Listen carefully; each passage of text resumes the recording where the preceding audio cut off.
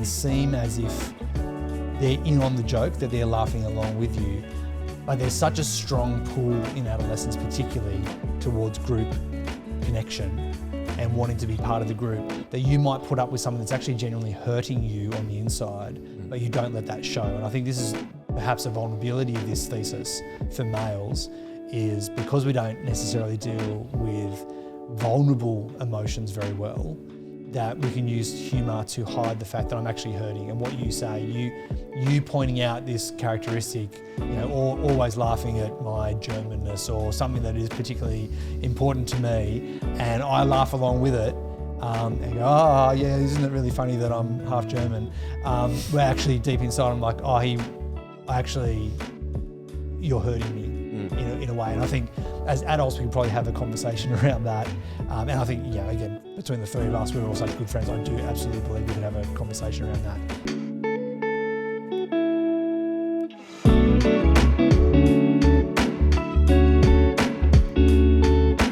Welcome back everyone to the Shockers Over podcast. And my name is Joel, and it's wonderful to have you along with us again, and two excellent co-hosts along with us for the ride, for the journey as well. Welcome. How are you? I'm well, thank you, Joel. That's good. Stu, how are you? I'm very well. Excellent. Hey, we're coming off the back of a lovely Easter weekend. I was interested, maybe we can get your reflections quickly on what Easter was like for you guys. I had a great time, but I want to get your thoughts first. Tim, why don't you go first?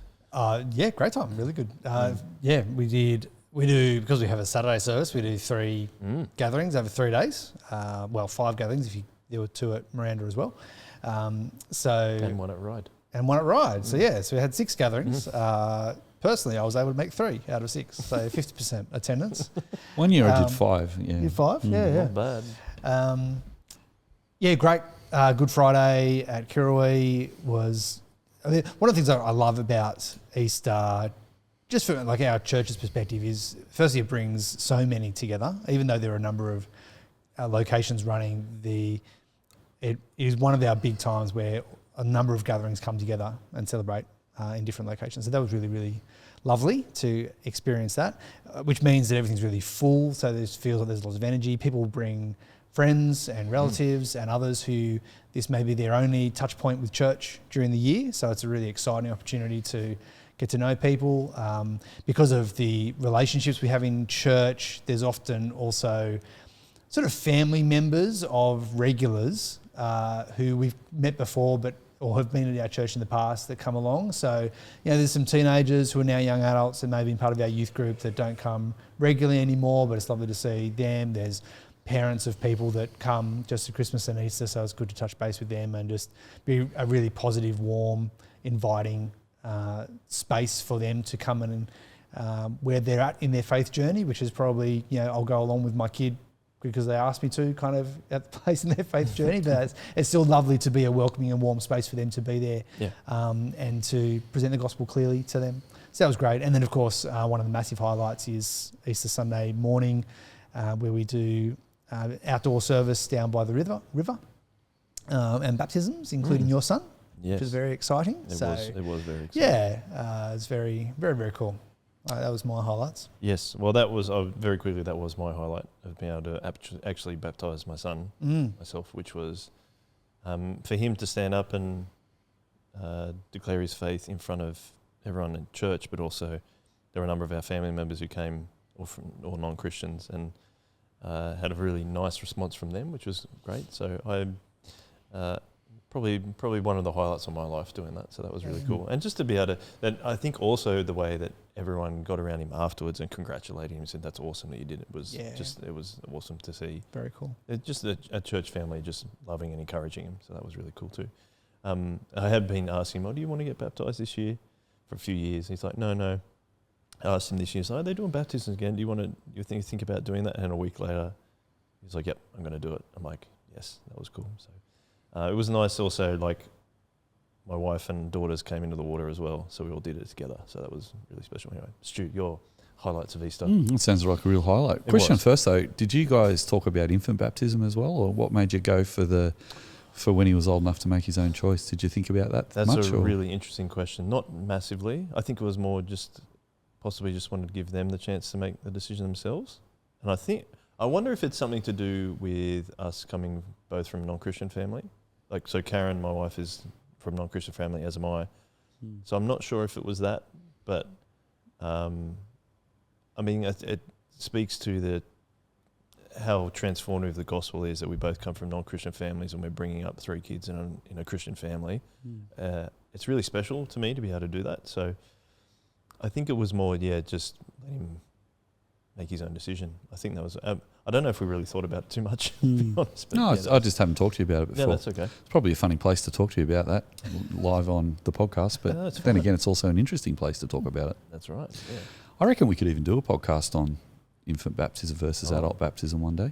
I reckon it'd be a fun one. That would be a learning podcast for me. I would not have much to contribute, but that's okay. Well, I think it'd be fun to do, nonetheless. Highlight for me, the baptisms are really fun down at the river. We did have young people baptised as well as people who've made their own decision. Yep. In our church, we leave it up to the decision of the parents, what they want to do with that. I've got some views on that, which we could talk about another time, which would be tangential to today's podcast, however very interesting.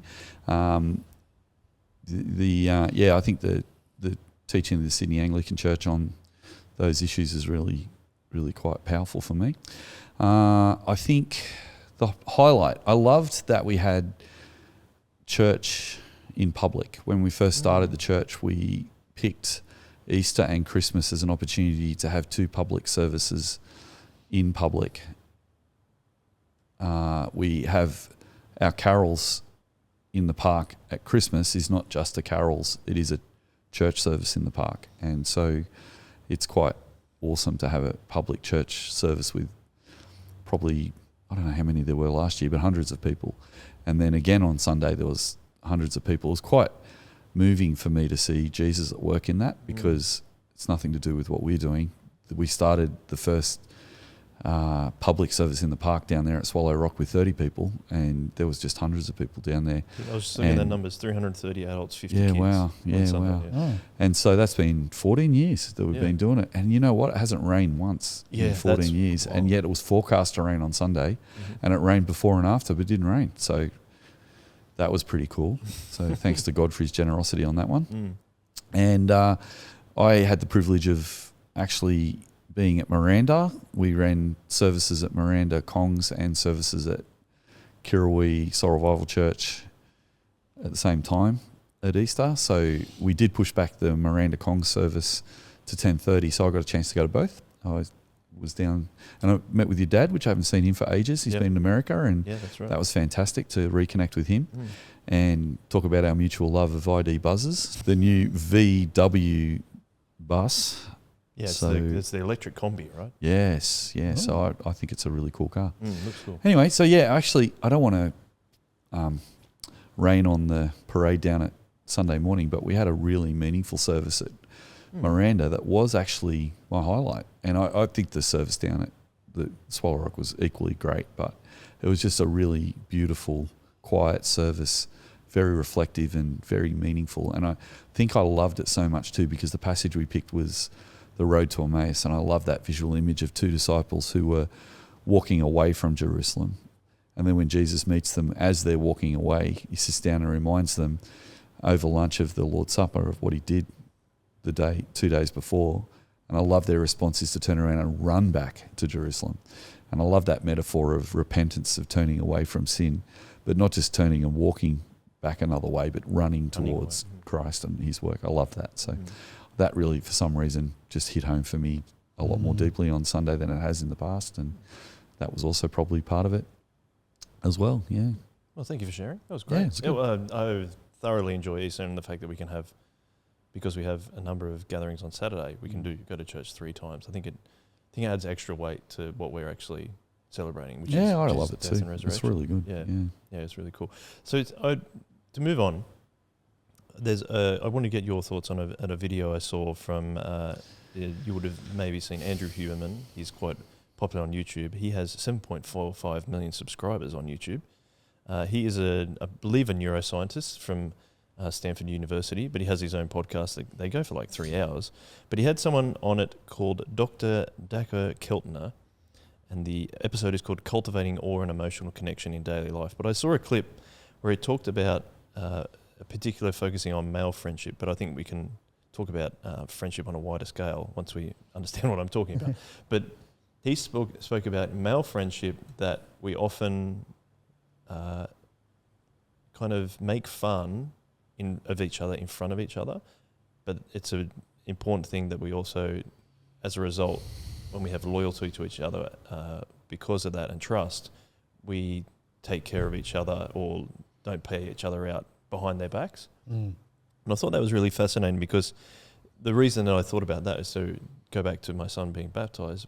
The boys that are in his kind of, his peers in his youth group came and congratulated him. Then and his leaders were also there that came and congratulated him. But then as a result, myself and Ross, who's the father of one of the boys, we're friends, but there's this through line all the way between those guys. And we have a few little jokes amongst each other, but it's none of it I don't believe any of them are in a nasty way, making fun of other people. But I thought it was cool that it's a fundamental component of male trust and friendship. But then I feel like I'd like to see what you guys think in terms of that may be true. And this is kind of what you've talked about sometimes too, about how sociological research reveals God's good design. I'd be interested to see what you think about that in terms of on a wider scale of friendship, but also we'd really like to look at friendship as an ecclesial category and how that plays out, how we do church and how we relate to each other. We did talk a fair bit about this before we started the podcast, but Tim, what's your first reactions when we start talking about, yes, males maybe pay each other out a fair bit, but it means we've got each other's backs, and that's part of trust and loyalty? Yeah, my initial reaction is, yes, I can see that happening. I can see, my own male friendships where we laugh with each other. I think that's an important aspect, and have deep loyalty for each other as well. And I think, between the three of us, sometimes on air, but often when we stop recording, we have really fun banter with each other and with other members of staff, and which is really good-natured and humour, and we have high trust in each other, and we would also absolutely got each other's back around outside when we're not around each other. So I think that's absolutely true. I wonder how much it's a reciprocal thing, that the bantering knits together friendship, or the friendship results in bantering. I'm wondering on that dynamic. Is it reciprocal? Is it one comes first and then the other? So I think there's a lot of truth in that, and I think that there is a lot of ways in which we can have good humour with each other. I kind of wonder, how humorous was Jesus? I'd have to go and have a look. I can't think of anything off the top of my head. I think Jesus makes jokes. He certainly has play on words, and he sometimes he's sarcastic, and I think there are elements of that. I can't pull anything off the top of my head at the moment. So that's always a good test to just sort of see if Jesus being fully human and also divine and unsinful, I think there's always a good test if you can see Jesus engaging in a particular activity, then that's a good way of thinking, okay, well, clearly we're not completely off the wrong track of thinking that there can be a sanctified humour, there can be a Godward humour, one that actually is for human flourishing and goodness and beauty and joy, and not at detriment and anger or paying out or derision, those kinds of things. I think cynicism can be a real poison. We get careful of that with our humour as well. My worry is that the humour can be actually used to disguise genuine paying out. And I think we need to be really careful of that we're not using humour to mask actual derision at other people, or you're trying to use humour as a sort of a sarcastic, or what's the word I'm trying to think of?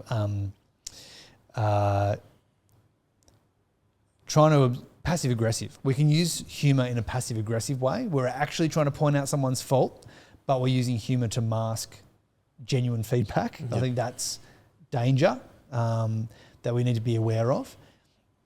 My other concern, we can expand all this as we chat, is I worry about humour being used. I was going to sound far too Marxist than I meant it, but when there's kind of a power imbalance, we were talking about family relationships just before we started recording. And I'm just thinking, I've never used humour to sort of pay out my son, because I think that there's a relational power there in father-son where it wouldn't necessarily be heard in the way that peer-to-peer might mean it. And I also worry about adolescence being a time of particular vulnerability where you might joke about a characteristic of someone or someone's known for, and they can laugh along, and it can seem as if they're in on the joke, that they're laughing along with you. But there's such a strong pull in adolescence particularly towards group connection and wanting to be part of the group, that you might put up with something that's actually genuinely hurting you on the inside, but you don't let that show. And I think this is perhaps a vulnerability of this thesis for males, is because we don't necessarily deal with vulnerable emotions very well, that we can use humour to hide the fact that I'm actually hurting. And what you say, you pointing out this characteristic, or always laughing at my Germanness or something that is particularly important to me, and I laugh along with it and go, oh yeah, isn't it really funny that I'm half German? We're actually deep inside, I'm like, you're hurting me in a way. And I think as adults we could probably have a conversation around that. And I think, again, between the three of us, we're all such good friends. I do absolutely believe we could have a conversation around that. I worry about adolescence, that might not be the case. And that humour could be masking something that's actually really hurting and vulnerable for young people. So there's a few caveats there that I can see it generally working. I'm cautious of saying, therefore, it's something we should advocate. Maybe that's where my hesitation is. What do you think, Stu? Because you were talking about, before we recorded, like you had to get used to the idea of banter just because of the way that you grew up. Yeah, my mother had a difficult growing up. Her parents divorced when she was very little, and she wasn't able to live with her mum until she was about 8, because the court gave custody of my mum to my grandfather, and that was based on the fact that because he was not a great husband, he was a violent man, and my grandmother actually had to leave him to get away and be safe.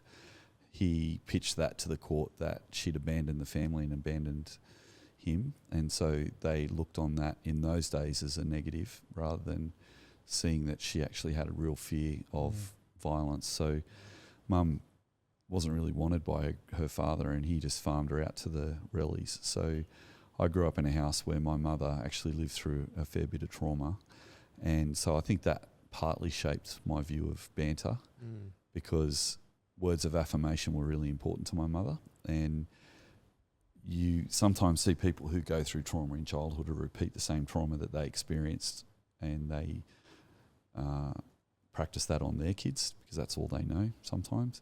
Or sometimes you can have the opposite effect where they actually try really hard not to be like that.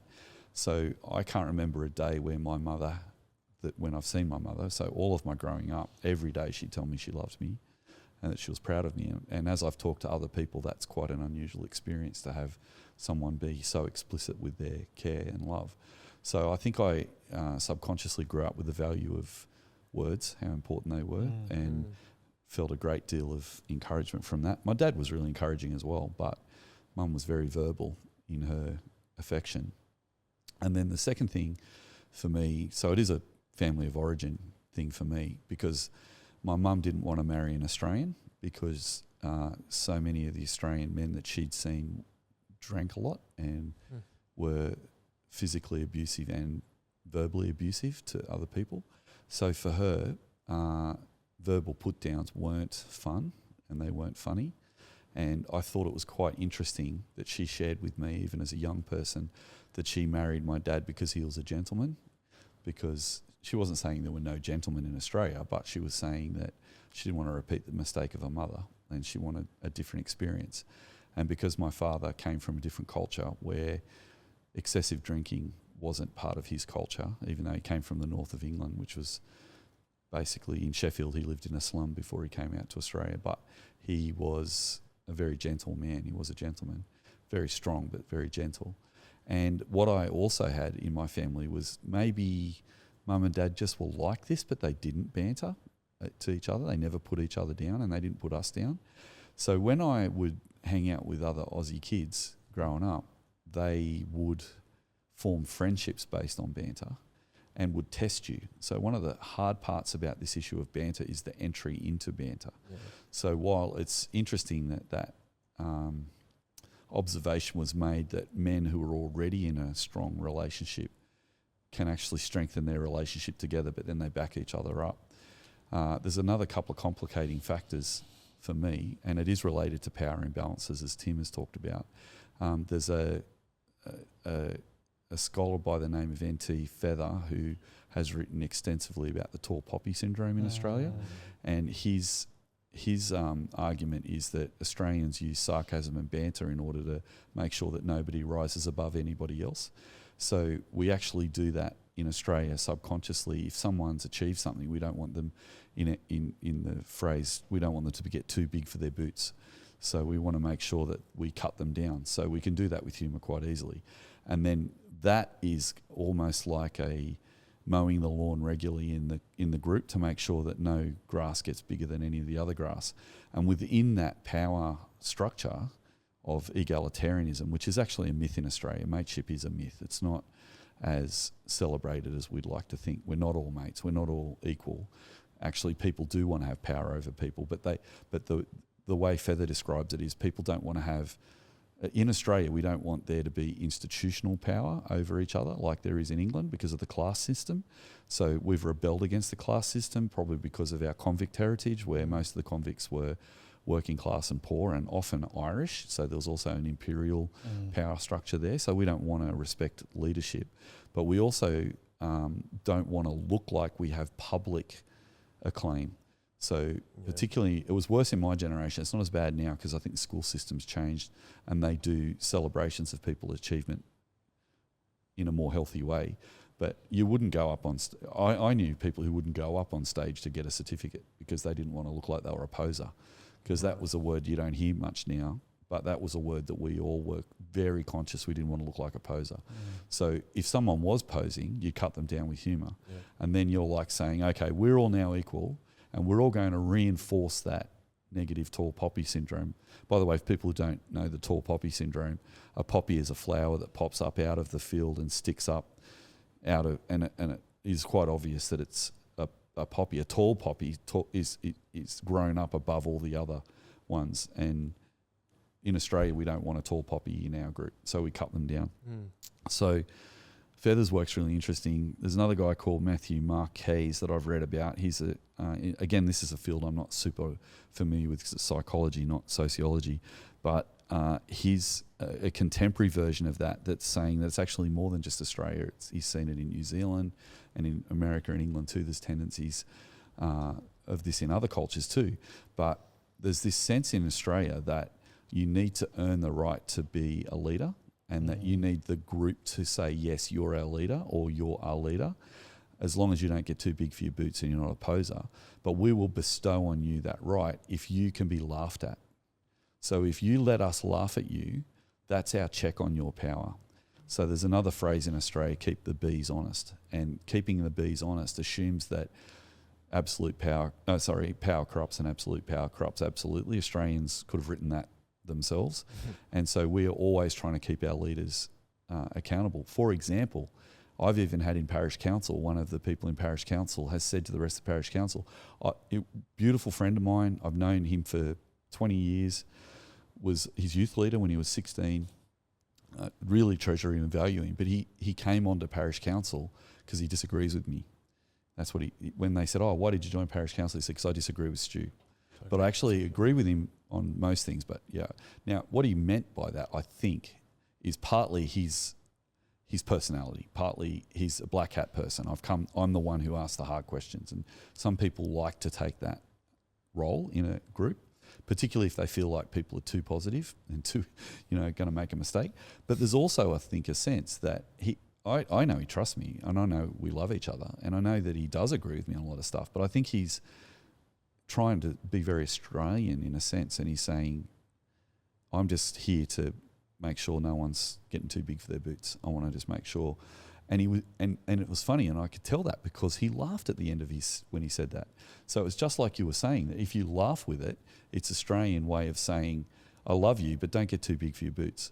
So I personally don't engage heaps in banter. I do it sometimes. I feel like I should do it sometimes because I'm Australian. And when I do, people often take it the wrong way because, oh, Stu, you don't usually joke at people and you're usually serious. And even just mucking around earlier, I think I had that effect on you, Tim, because I tried to just have a go at bantering to see what happened, and you just went, oh, I'm sorry, I didn't mean that. Like, it might be my role as a pastor, though. But, yeah, I do think it's complicated. I think, though, and I did say before the podcast I might not say much about this because I didn't want to be a wet blanket, because I do look at it and I do see value. I see it when a group of people, and this guy's talking about men, are so close that they can pay each other out and have a laugh at each other. The good side of that, taking away all that negativity and the danger, not negativity, but the good side of that is we can laugh at ourselves. That's the positive. Now, I haven't read any scholarship on that, but I'm sure there is. But the fact that we can laugh at ourselves is a way of reframing that Australian, I suppose, anxiety that leadership is going to be necessarily bad. I don't think, though, we have to go as far as recent movements have gone with the whole recent concept of microaggression, although I think it comes from a good place. But again, that comes from psychology back in the 1970s, and Chester Pierce was a Harvard University psychiatrist that first started talking about the fact that small things we say can actually be quite harmful. So I think it does come from a good place, but I think it was sometimes weaponized, I think, in the 2010s, the idea of microaggression. It's almost like you can't say anything slightly negative because words are hate and words are going to hurt people. And our listeners may have various views on that politically, but I think sometimes the pendulum sways way too far from one direction to the other. And even the Democratic Party in America at the moment are saying their insistence on what some people call woke issues and woke identity politics maybe has gone too far. And I personally think some of these things have gone too far. But I think the subtle blow that microaggression is saying, just because you joke with someone doesn't mean it's not serious. They used to call it a subtle blow. It's sort of pretending not to be. And Tim, you brought up a passage from Proverbs before the podcast. I don't know if you can still find it, but that's what's at the heart of that proverb that says, do you want to read it out? Like a maniac shooting flaming arrows of death is the one who deceives their neighbour and says, I was only joking. Yeah. So there is a theological redemption of that idea from the 70s, which doesn't have to be a control mechanism to not let people have fun and joke at each other and laugh at their own expense. So there, in summary, it's complex, I think. There are some things to be careful of. But again, one last thing from me. Growing up, I loved Monty Python. I loved the young ones. I loved Blackadder. And that was laughing at ourselves all the time. And in a way, it was prone to tall poppy. It was also prone to saying something in jest, but actually not being brave enough to sit someone down and say this. However, comedy can be a fantastic mechanism to tell the truth through. And one last thing, my grandmother used to say, if you don't laugh, you cry. So sometimes you can talk about things that you need to talk about that are too emotional and too hurtful and too hard.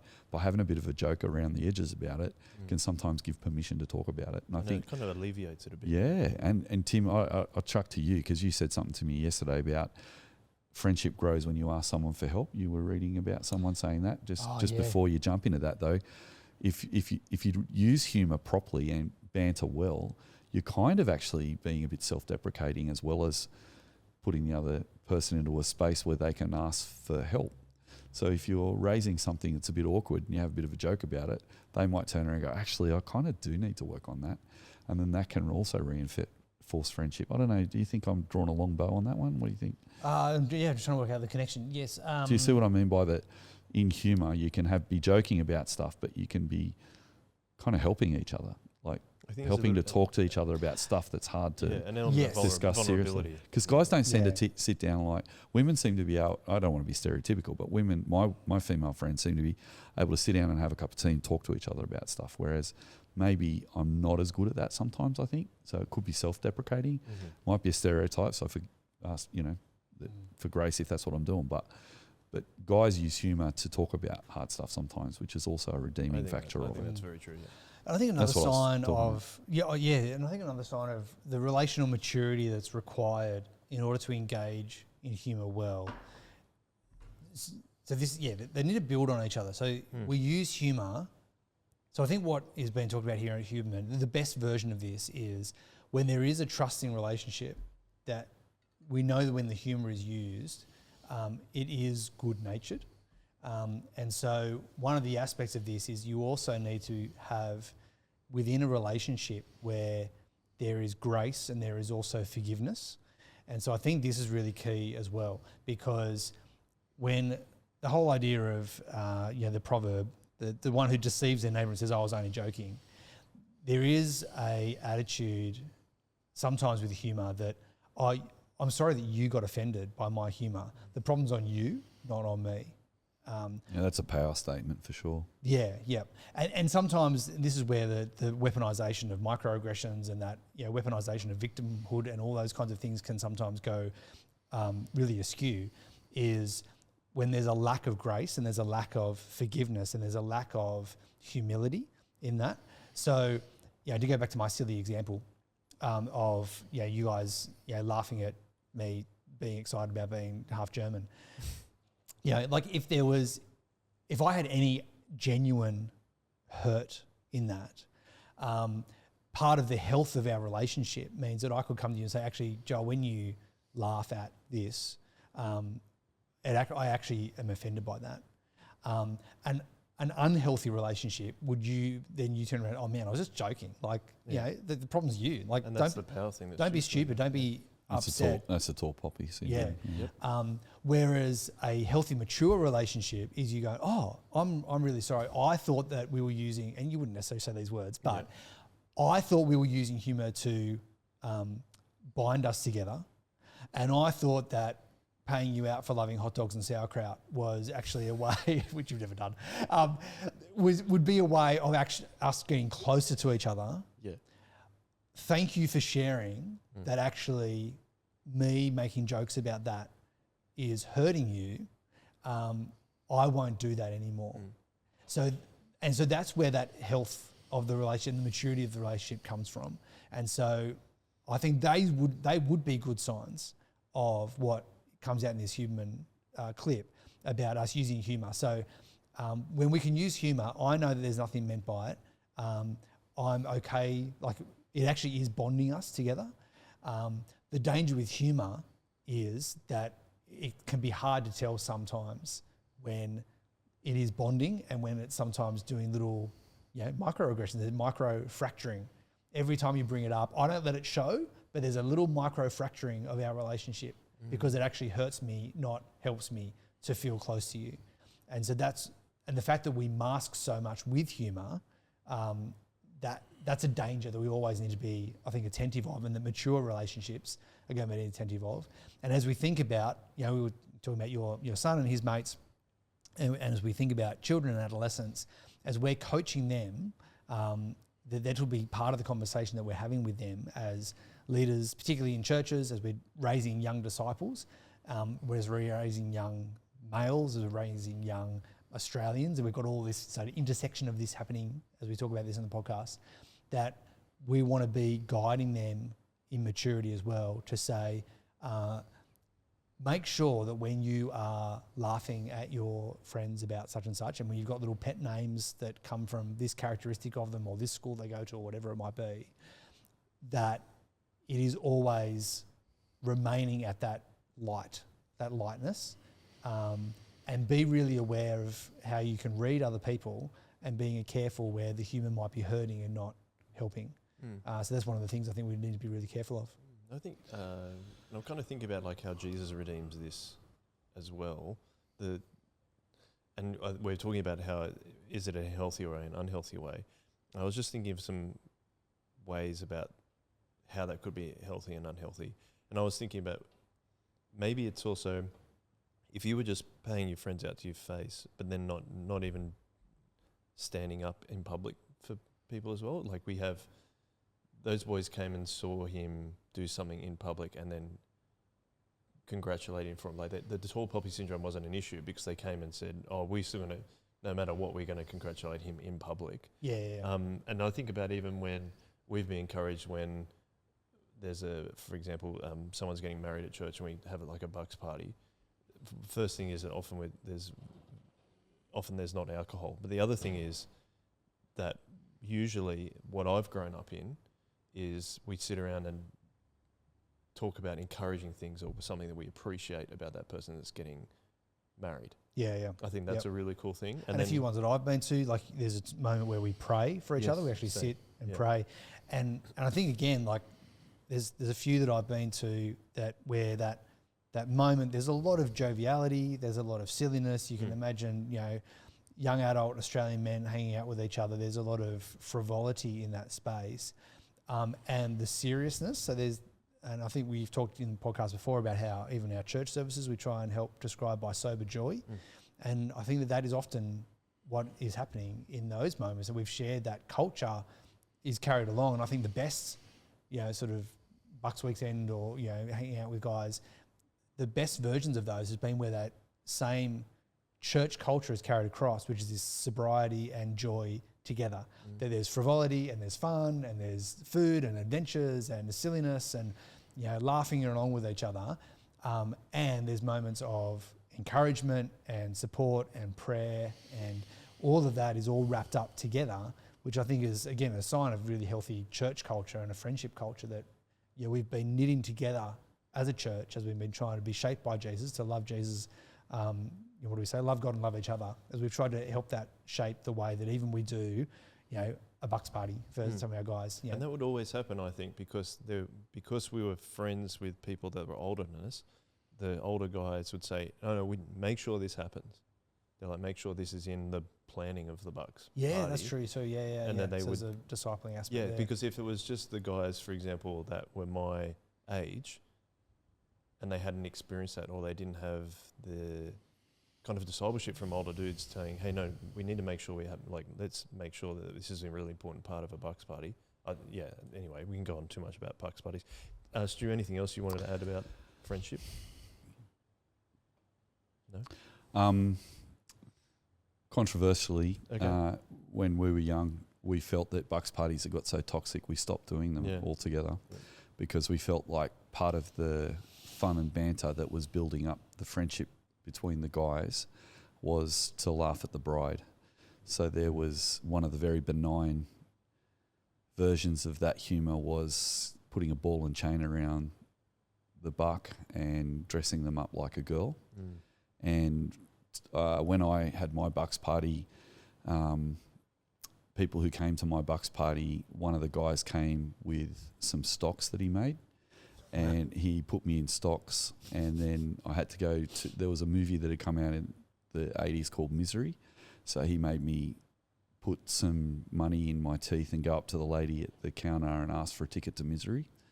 And my brother and I looked at each other because there wasn't many of us on the bucks party, but Greg and I, because we weren't brought up in that banter kind of thing, took that as a direct insult against Louise. And so I was like, okay, I'm in stocks and I'm supposed to be going out with my mates to dinner, and now we're laughing at Louise. And the whole institution of marriage, there's implicit in that the end of sexual avarice, which I wasn't sexually active before I got married, but there's this latent giving up of freedom that's always latent in all those kind of jokey kind of things. And so my brother just left, and I thought he bailed on me actually.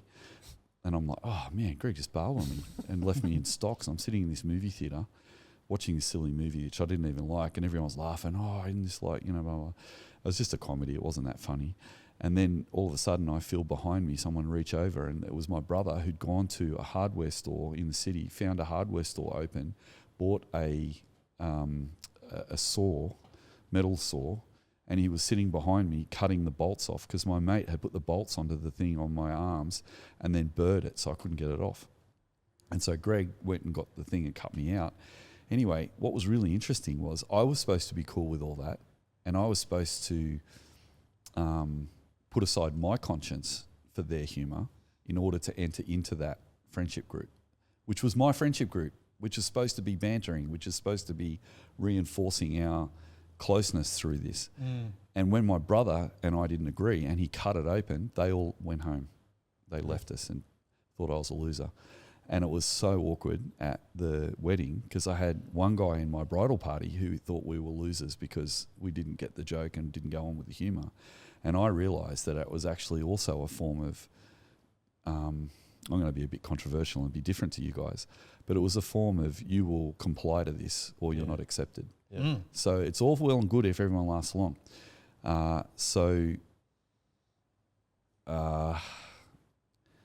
Not taking away from all the things you said, guys, about the healthiness of it, but I'm writing in my PhD that the racism I observed in the 80s was from Australians, and this is quite dominant in the literature. Australians don't think of themselves as racist. We think we're egalitarian, and we're actually thinking we're anti-racist because everyone can come to Australia and they're all equal.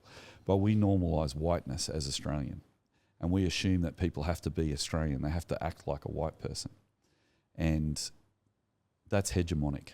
So hegemony is if you behave like we behave and then we think that you're one of us, then you can succeed in our society. It was a term invented by Antonio Gramsci. He happened to be a communist in Italy who was trying to work out why the communist revolution hadn't happened in Italy like it had in Russia in the 1920s, and he got put in prison for going around trying to get a revolution going. And then he reflected on the Italian psyche that was different to the Russian, because he was saying the reason that Italians don't rise up against their authorities is they all think they'll own a factory one day.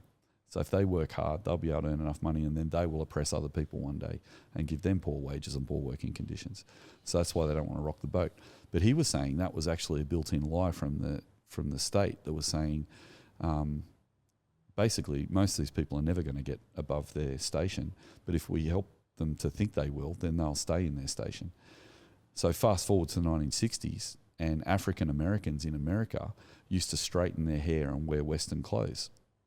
And they were working in, let's say, the African Americans who were working in San Francisco, in the high-end hotels in San Francisco.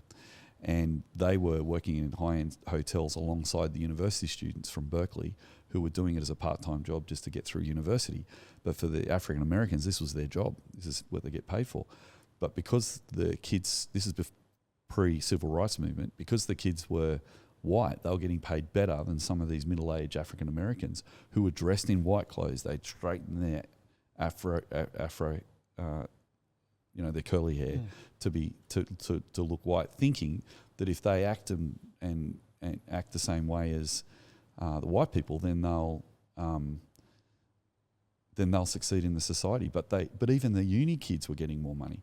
So these Berkeley students said the only difference between us and you is you come from Oakland and you come from a black neighbourhood and we come from white families. And that's what actually started the civil rights movement in that particular city of San Francisco, along with that happening concurrently across the whole of the United States, mainly driven by African Americans. Well, in San Francisco, the African Americans who drove the civil rights movement were the controversial group, the Black Panther Party. And interestingly, one of the first things the Black Panther Party did was to identify that hegemony that said if we dress like white people and talk like white people, we'll be accepted. And so they rejected that. They wore leather jackets, they wore dark sunglasses, they wore berets, they let their hair go curly, and that's what created that whole fashion scene in the 70s of massive hair, because they even dressed in African robes and wore combs in their hair and really went African and said, no, we're African. Now, again, that pendulum swung way too far. And yes, again, that comes from a Marxist semiotic. However, I must say, I look at the Christian cringe factor that I see in a lot of our teenagers who think if we dress like everyone in the world and we live like everybody in the world and we drink and we're not stodgy and we smoke and we do like, then people listen to the gospel. Well, that's a form of hegemony. Because a Christian can never be successful in a non-Christian world. If you're a Christian, you have to choose one or the other between making money and letting that be your idol or serving Jesus. And unfortunately, I think something like a Bucks party is an example of Christian cringe, where Christians buy into the Christian view that if they act like all the non-Christians do at a Bucks party, then that's what it is to be Australian. So the pressure I felt to act like that was actually hegemonic, because when I didn't go along with it, I was expelled from that community.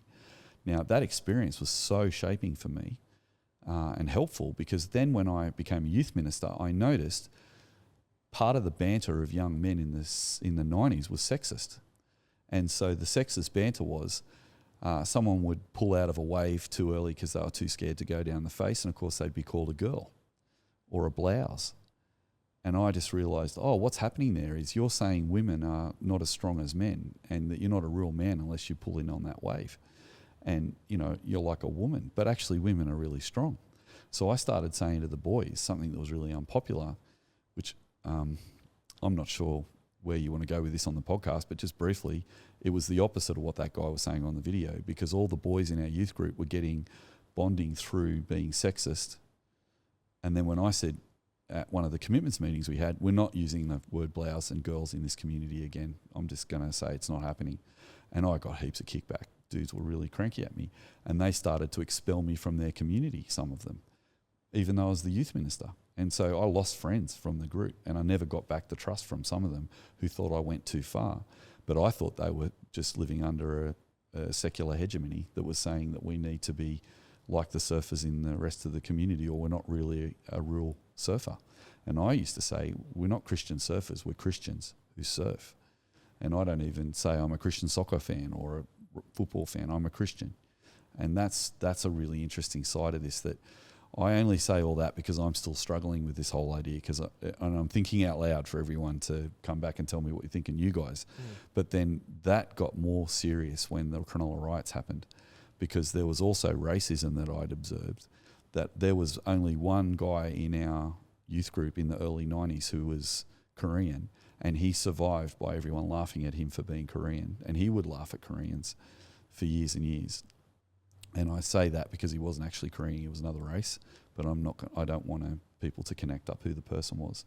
So, but he would join in and be just as racist as all the white kids so that he could fit in. So that Miroslav Volf in Exclusion and Embrace says that if we relate to each other through special interest or through any of our identities that aren't just Christ, we're in danger of excluding other people.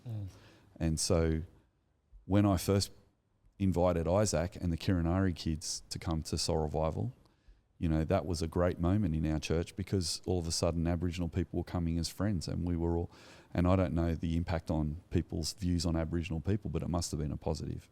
So one of the things that I really struggle with that topic, and I was thinking of not saying all this because I didn't want to be a neg, but I still struggle with that moment of having to break through. I have to become like you to be part of this, and and that is hegemonic. Like, I don't want a local Christian church to be a hegemonic device that says that you need to be like us. Wolf says Europeans particularly want everyone to be like them, and they don't like difference. And in his book Exclusion and Embrace, he encourages the embrace of otherness. But I find it incredibly difficult to work out how to embrace otherness when we banter with each other, because otherness, the banter is sameness, but then I'm sounding to myself like I'm taking this too seriously. However, that's been a great opportunity actually just to think out loud with our listeners and with yourselves, like, how do we redeem what is fun? And I do it too. Like, I still joke around, but I've also seen those toxic elements that I lost social capital through challenging. And I don't agree with the Black Panther Party for what they did. They bombed planes and they did all sorts of stuff, and they ended up using violence. But there was a moment there where there was just a sense of, who are we and what is our identity? And I think identity brings a belonging, and belonging brings purpose. And if that's true, there's a number of scholars that talk about that, but if that's true, if we get our identity in Christ, we clothe ourselves with Christ. So how do we banter with each other while we have our Christianness clothed in Christ at the same time?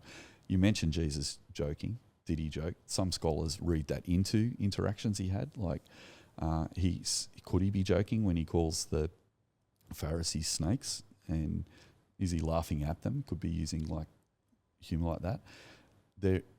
there isn't anything explicit in Scripture that says God uses humour at all, which is actually really interesting because it's such a fundamental aspect of being human. But God does use humour differently to us. He actually uses it to judge. So as I'm thinking here, just sitting on the lounge, because I haven't researched this, but I can't think of an example in Scripture where God or Jesus in the Gospels does anything but laugh at fools and laugh at by judging. So that's really powerful. And I'm not saying that's a model or that we should just laugh at people, because I love humour. You guys know I love a good joke, and that's really, really important. But it's so interesting that Jesus only laughs at people as a judgment. So I think we're in, and I'm not saying you were trying to do that, but there's a danger in trying to read humour into, some scholars have said, Peter was just this loose cannon who just do all this crazy stuff, and then Jesus called him a rock. That's funny. Well, you could read it like that. It could be sarcastic, or it could be, I'm going to actually change you. I'm going to take you from this rando who just goes all over the shop to someone who is solid. And that's who we see at the end of the Gospels and who we meet in Acts. Peter is actually a rock. He's not perfect, but Jesus did build the church on him. So, I don't know what you all think about that. That was a massive, massive monologue from me, but I'd love to hear what you think about that. I'm not sure. There's this. I feel like we're often kind of grappling with if humour is part of a thing, how God's made us, how do we... Good point. How do we make that in a loving way? I was thinking about one of the youth leaders of Leo, has gone through a bit of a tough time, but we had this shared moment with him and another guy of kind of laughing at his situation, but then we finished that with hugging each other rather than... I don't know if that's probably not a great example, and he may have still been laughing about it just to be fit in with the group, as Tim's saying. But I think there's a different way of doing it. I keep thinking about the toxic elements you're talking about. I keep thinking about if someone makes fun of me and I go away and I'm still thinking about it rather than laughing, that's hurt me. And I'm wondering, how do we maybe make sure that doesn't happen? I don't know if you've got any thoughts. It's an instance of maturity. Maybe. If you're a mature Christian, you can sit down with other mature Christians and you can talk about stuff that you might not talk about with someone who's immature, not because you're hiding it from them or it's some pyramid scheme or anything, but it's just actually, if someone's a new Christian and they haven't thought of the consequences of Joshua's war in Canaan, it's not that you're going to hide it from them or not talk about it, but you might wait after Bible study to ask someone a question that's troubling you about that you as a mature Christian might be really looking for an answer to. But maybe asking a question to that person right there on the spot when you know what they're going through at the moment might not be helpful. So sometimes I think we're guarded with how we do stuff, and I think maybe I wonder if there's a maturity part of that, because I do see mature Christians who can have a bit of a laugh, or mature kids even who are mature in their relationships who know it's a safe place. I wonder if warning our young people of the negativity of it, possibly, and letting them know what the shadows of a good thing are, if we look at it from that point of view, that humour can be a good thing, but it has shadows. And if we just, like we do with everything else, we just say we're sinful and we can use our words to cut people down. And James is pretty clear. Do not use your tongue to set a fire, because a small word can set a whole life on fire. So, there's a young person who grew up in the Sutherland Shire who thought racism was funny, and yet he was laughing at his own identity because he felt like he had to fit in to be an Australian. Now, today we don't have quite the same culture in the Sutherland Shire. It's changed a lot, but there's still elements of it there. And letting our people understand the healthiness and the things that we can redeem, also the things that we don't want to just pretend aren't there or assume aren't going to be there. That might be the answer. Yeah, that's cool. Tim, you got any thoughts? I mean, we were going to talk about something else, but I think we're probably running out of time. We'll do that next week. But you got any thoughts to add to that? Maybe we can make it. What's the takeaway for the episode? Well, I'm trying to think through humour through our biblical theological framework, so creation, fall, redemption, consummation, and think through I'm now second guessing myself. Is humour? I'm trying to work out where humour fits in that, because Stu's right that there's God's laughing is usually a judgmental laughing, like he's laughing in the face of. I was reading Nahum this morning. We're doing Nahum soon as a preaching topic, and God is. It's a mocking laughter because he's laughing at this nation that thinks of itself as mighty, that he's about to come and wipe out, as he talks judgment on the Assyrians. And yeah, I mean, I don't think there's a proof text for joking. What I'm just pondering is there is a spiritual fruit, or part of the fruit of the Spirit is joy. So I'm thinking, where does the overlap between joyfulness and humour and laughter and joking, and what's the connection between all of those? I'm sure someone has done a PhD somewhere and written a solid theological tome on Christian humour. If someone knows, they can chuck it in the comments underneath. But yeah, if even if we kind of abstract a little bit further and think, okay, well, so joyfulness, where does joyfulness is? I mean, it's told that it's a fruit of the Spirit. So there has to be a good, beautiful, pure, true version of joyfulness that is part of God's created world. I think part of that is just, you look at, animals. Yeah, there's a lot of animals and science and the created world that is joyful. Like, you just look at the colours that God makes and the curiosities that he makes, and the platypus is joyful. Like, it's it's such a silly creature, but there's a joy in there. So I think there's a creational joyfulness, and of course a lot of what Stu's critique has been, and my cautions earlier, were the fallenness of joy, I suppose, like where humour and laughter and joking can actually be poisonous and corrupting and disempowering and disenfranchising, and actually bringing division between friendships rather than actually bringing unity to friendships. Where's the redemption of joy? Well, clearly it's, by a fruit of the Spirit, it can be joyful, can bring things together. And what does that look like? Is bantering a redemptive element, or is it a still fallen element that we actually do away with? But then what's the right version of a joyfulness that we can share together as friends? Like, where joyfulness and friendship, I think that would be a really interesting thing to explore at another point. Joyfulness and friendship, so that we're saying, we kind of bounced off this clip to say that maybe that's an intersection, but maybe it's not. I mean, I think that's a really interesting thing to keep exploring.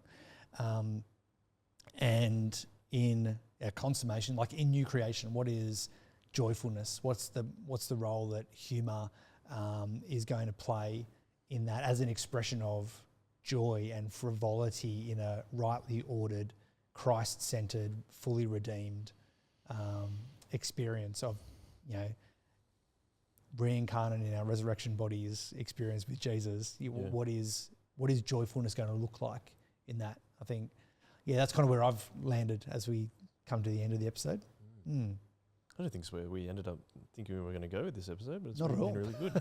So where does joyfulness sit, and how we look at joyfulness? Is that where you're thinking to take away? Yeah, I think that's good. Well, I think we'll leave it there for this episode. Thank you very much, guys. Had a lot of fun talking about that. You can contact me, joel@shockersorber.com.au, if you have any other questions or thoughts about what we're talking about today. You can also join the Shock Absorber network at shockersorber.com.au. Lots of people have done so far, so please continue to do that. That's unreal. We're planning on our first ever prayer meeting online, which will come out very soon. We'll let you know that date via email. With that, thank you, Stu. Thank you, Tim. Really